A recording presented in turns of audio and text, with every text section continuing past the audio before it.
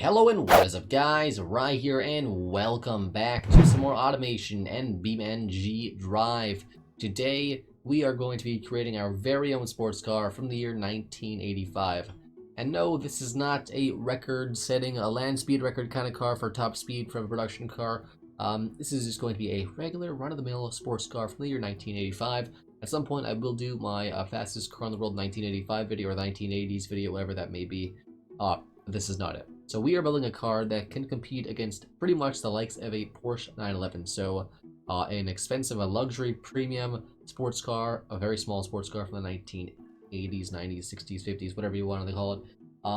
This one is going to be a rear engine, rear wheel drive with a 3-liter V6 engine this time. It's going to be a V6 rear engine, which is pretty cool. This is going to be a partial aluminum. This is going to be a fiberglass. What's lighter here? A fiberglass monocoque. Ooh, we can do carbon fiber, but no, this is not that expensive. Rear-mounted longitudinal engine. It's going to be McPherson struts or double wishbone. What's McPherson struts is cheaper or lighter light anyways. This is just the light suspension. McPherson struts is lighter all the way around here. No one cares about the engine family. I mean, I don't, but that's okay. A 60-degree V6 is a bit smaller, a bit more compact. Aluminum, dual vert cam 4 valve. We're going to change this just because I like having my big strokes because I like the torque numbers, you know, I like having big torques. Aluminum, all aluminum. So this is the 1980 or 1990s, guys. So we are pretty much competing against the 1990s-ish Porsche 911. We're going to have the mid 200 horsepower, around 170, 180, probably 170 kilometer an hour top speed, and 170 mile an hour top speed, hopefully. All forged internals off the hub. We might change it around later, might not. No turbos. This is just a base model car. Multi-point per cylinder though. Performance, and we're gonna go premium gasoline or premium fuel, whatever. Or premium, what do they call it? Petrol. Premium petrol. I'm sorry guys. Premium petrol or gasoline or gas. Gas as the Americans call it. I'm not American, guys, so I can say that. I can make fun of Americans. Just kidding, guys. You're awesome. I was actually just in America, so don't hate me. Straight through secondary, no first, and then a high flow 3-way primary muffler. I'm shooting for around the 250 horsepower range-ish, 20 miles per gallon range-ish. Do that 14 to 1 and lower the compression at just a 9 to 1 at the beginning here. Let's increase the revs and the bottom end just a bit to +5 because I like having a little bit of the, you know, +5 is what my limit usually is for stuff. Unreliable though. This is basically a 1990s Chevrolet Corvair, but better performing, guys. If you guys don't know what the Corvair was, it was a completely piece of crap car. Not really a piece of crap. They're cool looking. They look really cool, and you know they performed okay, but they weren't the best reliability wise. You know, that GM ever made. They weren't the best. But they were cool as heck. So props to GM for trying something new there. We are making peak power a little bit under. Let's do. I think 205 horsepower sounds. We can actually do this a little bit. Yeah, this helps. Get a bit of power here. Okay, 205 horsepower and 200 pound-feet of torque. So like most cars in the 1990s, like lots of cars, lots of performance cars, you have more horsepower than torque. That's fine. 21% fuel efficiency, not terrible. Reliability is abysmal at 49 though. That's okay. This doesn't have to be the most reliable car. It's not aiming to be that. So we have the, I think this is a Ferarri. Is it a Testarossa or like a Ferrari whatever GTB? Oh yeah, we push on suspension or McPherson struts in the front. Is that what's having the issue here? Okay, maybe we'll do double wishbone front. Push right now. Okay, we'll do double wishbone front if here's a strawberry just so it doesn't stick out. Just because I don't want it to stick out. Yeah, that's fine. Rear wheel drive, manual, 5-speed. And we're gonna go for a automatic, just a gear limited slip diff, sure. Sports, and then 255s, which is pretty thick. Not making it that thick though. Let's do a little thicker front and rear though, not that thick. Let's do 245s, front and rear. Let's keep them nice and let's stagger them. Let's stagger the wheels, just because this is a sports car. It's on the expensive scale, but it's not, you know, a crazy expensive scale. Magnesium, vented discs, 3 pots in the front, or 2 pots in the front, 2 pots in the rear, probably 12-inch front. Solid discs, 2 10-inch in the rear, sure. Fully clad. I like having that, you know, that fuel economy. Sport and basic sounds good. Basic cassettes or standard 8-track. You need the cassette, don't you? This is the 80s, guys. This is known for the advanced technology of the future. Hydraulic power steering, traction control, ABS, and then the best safety, as I always do. Progressive, adaptive, why not? 26 miles per gallon, which seems seems right up there with probably better than a Porsche 911. I'm not going to check that because I don't care all that much, but it seems competitive. 0-60 right off the hop in 4.8 seconds, so that seems, again, quite competitive. 265 kilometers an hour, which is fairly competitive with the Porsche. Around there, we can hit about 240. We're going to have aero as well. Let's lower this down to 240k. It won't be as high top speed. This is more like a Lotus, I guess, which is my favorite car brand of all time. A little more Lotus, though, I think, than Porsche, but that's okay. Reliability is 52, which is bad. It's not abysmal. Under 50 is abysmal. It's bad, though. It's definitely not good, I would say. I love this body so much. It's definitely up there for a cool AF body. Let's make it nice and angular stuff. Let's add some things here and there. I think the base of the car is good. Okay weight distribution. It's rear, not mid-engine. If it was mid-engine, we'd have, you know, fantastic. Oh, this is great. I'll have to fix that after, probably. I might have to change the engine size. I'm not sure, actually. Well, I'll figure it out. So what I'm going to do now is I'm going to design the car.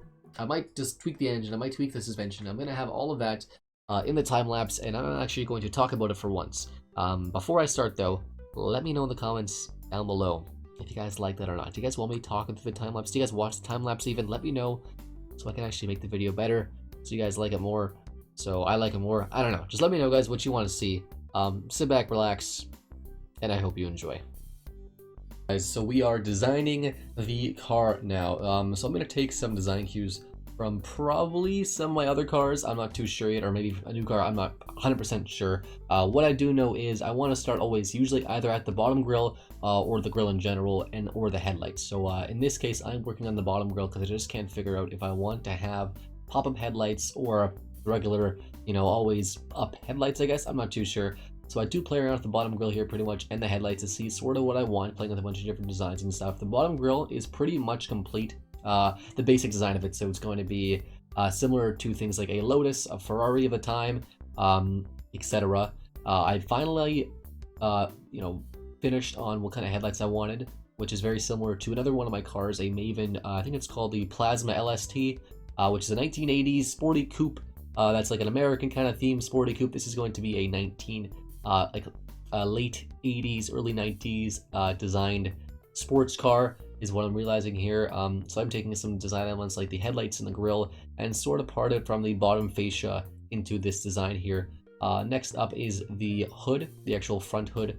I'm trying to figure out what I want to add detail to that. I can add some stripes, some grills, some vents, etc. But I think I do actually finally settle on having a bit of a hood bulge with some stripes similar to the Plasma, or the Plasma LST, I think it's what it's called. I also finished on the name for this car, the Photon LST, which is in a similar name. What I'm thinking for this car while I'm actually putting on mirrors and door handles and stuff is, this is an American 1990s, 80s kind of, you know, mid-range, high-range, I guess, for America, but it's, you know, it's competitive to a Porsche 911 for a cheaper price sports car, with, of course, design elements from other American cars and some, you know, other cars as well. So I am playing with the engine a bit, so I can change it from a performance intake to a regular standard intake, and then increase the fuel air mixture so it fits in the back of the car here. Working on the entire back end, I have a bit of a wing already down there, and then some grille and some taillights as well. I'm adding some vertical or some horizontal bars here, similar to 1980s, 90s Ferraris. Definitely want to have our own American flair, though. Working on the bottom fascia of the back end, the back bumper here. Working on, I want to have a quad exhaust system is what I decided on, and then I actually add some grills facing up, so the whole back end sort of has a complete design here. Thinking of adding a license plate, maybe not. I'm not too sure yet. Then coming to the side here, I'm trying to figure out what kind of siding I want, because I do need something on the side. I realize that it can't be always barren. I know, I like to have it like that because it's easier.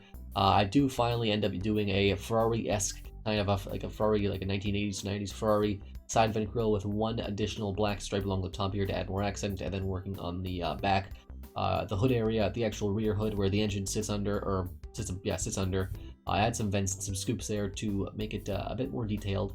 Working on the little details of the vehicle here, looking if I want to add a spoiler, also adjusting the aero and the suspension, making it quite a bit understeery at the end of the day. That's fine by me. I'd rather have an understeer than oversteer. This is a safe American car, guys. Come on, it's a safe American car from the 1990s. You know, what more can you ask for? I'm looking at adding a logo maybe, but I do end up not adding a logo. One, because it's too difficult to actually incorporate one into this design here. This one actually literally works because it's not working because it's not the best. But another reason, because you know, I want this car kind of unbranded. Maybe it's like a test car. Maybe it is just a very rare production car from Maven. Maybe it's not, who knows. So I do end up tweaking things like the gearing, suspension, etc. at the end there, just to make sure the car is at peak performance. And finally, we have in front of us the Maven Photon LST.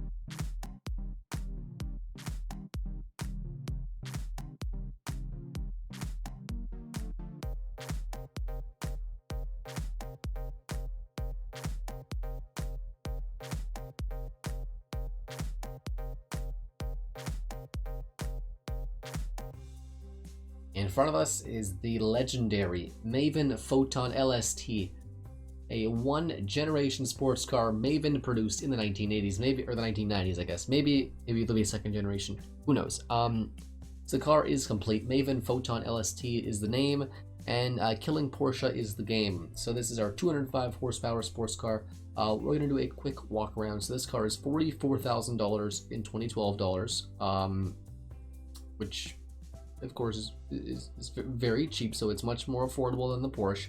I could add sliders and stuff just to make it better and whatnot, but it's already beaten the Porsche. Of course, the Porsche is a much more luxurious vehicle than Maven. Maven is a, you know, it's an American brand. Who cares? But this is it. It is designed after the Maven Plasma LST, very similar to basically. So the front's here, sides here. Back's here. I think the back's awesome. Back turned out great. Definitely my favorite piece of the car. Last specs of the vehicle is 220 kilometers an hour is what it's limited to do. It could do slightly over, but I'm just going to limit it to that because whatever, leave it at even numbers, might as well. 24 mpg, so probably the same, if not better, as a Porsche. That's something I haven't checked. The price is definitely cheaper than a Porsche. It actually ticks some good boxes too. 2,100 pounds, a 42/58 weight distribution, which is good. Not great. A little bit rear heavy. A roll angle of 2.8 degrees, which is fine. I can pull 1.2 Gs, which is, again, pretty good. That's good. That's good. 0-65 seconds, which is on par for a Porsche as well. So definitely something in mind when you're looking out for a brand new Porsche. Let's just jump into BeamNG.Drive and see what this thing can do on the track. Finally, we're in BeamNG.Drive, guys. This is the Photon LST. Actually transferred over quite well into BeamNG.Drive. Looks awesome. The color looks awesome. There's a... Yeah, just ignore that. We're good. We are doing the handling circuit automation map in Beam. We're going to see what kind of time this thing can put down. I have done some preliminary testing. It's actually pretty surprising.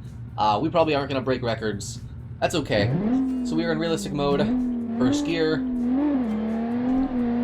Traction control off, or ESC, electronic stability control. And we're taking the first turn a little bit hot there.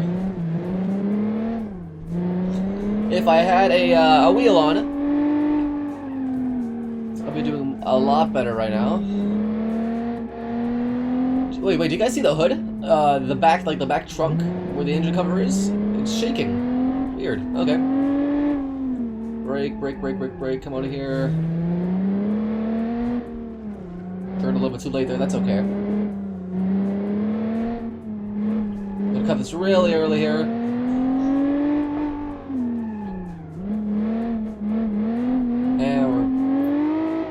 Power, brake, down to first again, a little bit of a handbrake turn, because whatever.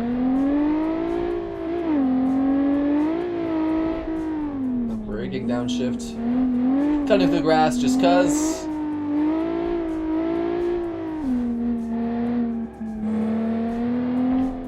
Oh, a little bit of a lag spike there. Oh, losing control, that's okay. Come on here. So far, there is not much body roll. It's oversteery and understeer at the same time, probably because it's mid-engine, so it just sort of snaps out. Oh wow, look at that glitch. Okay. Was I in third gear?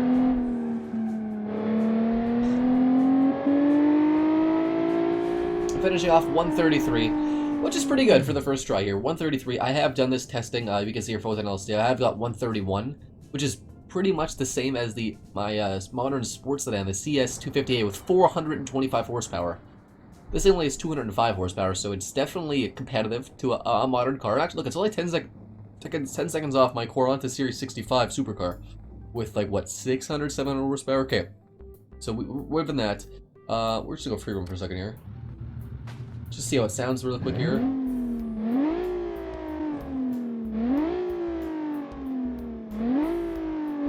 Wow, did you guys hear that pop and crackle for a second? It sounds great.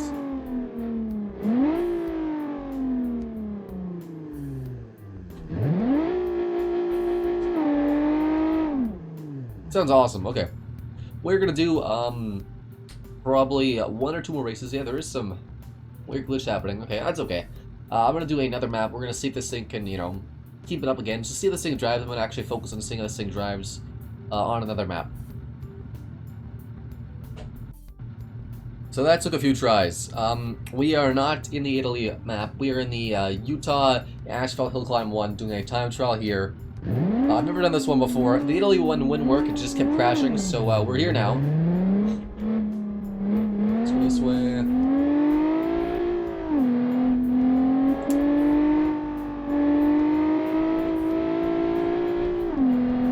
Okay, I'm not sure what a good time is, but I just want to get more of a feel for this car. This was going real fast, because you can't get that fast on the handling circuit.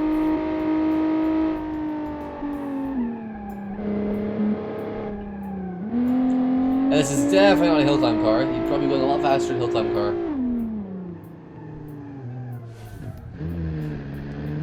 I'm using the handbrake here because I don't have parallel steering control because I'm using a keyboard. A wheel, this would be great using a wheel. I failed to shift there. Ooh, a nice little pop there.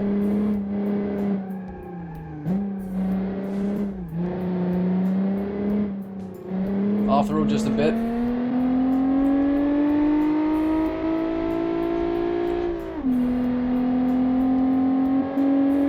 Okay, so just over a minute. I'm not sure if that's good or not. We're gonna try that again though. Let's just do that right now. We set the...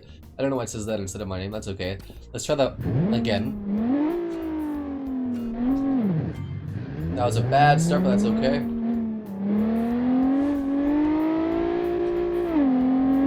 And let's try to beat 1 minute this time.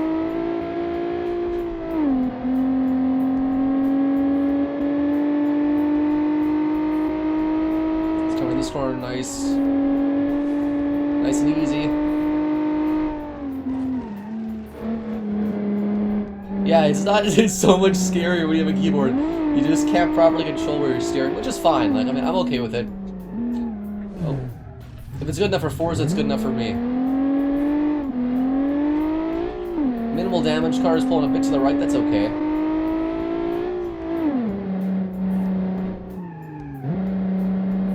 Oh yeah, we definitely don't need to go in fourth here. Come on here, 50 seconds. We're not there yet though.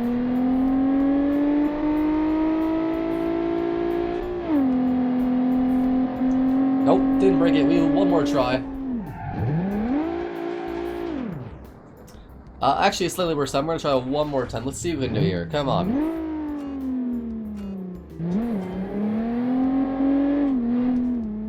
Come on here. Maybe I should make a hill climb car. Like a Pikes Peak competitor. This seems like a pretty good map. It seems... I've never really watched the Pikes Peak event, but I know it's a thing, and I know what a hill climb car obviously is. This is not one of them. But this is just a, you know, a fast for 1990 sports car that has styling elements from 1980s.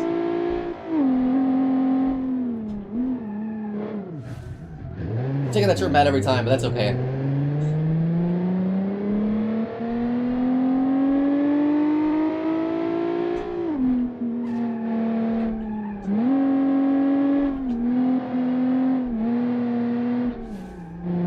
Nope, definitely too early of an apex, that's okay.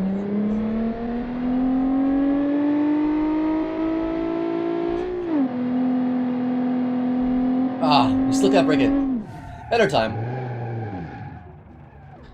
Let's just go into free roam here. Let's just try to go down it.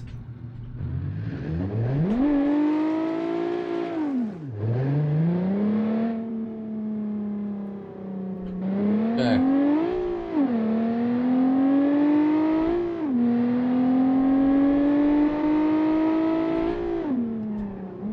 Oh, this is a test of brakes, 100%. Oh, that's scary.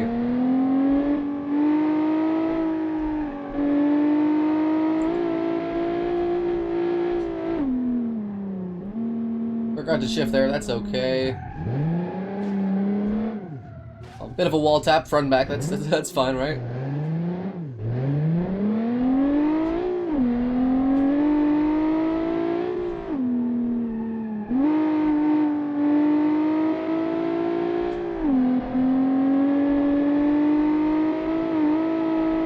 We're still going past it.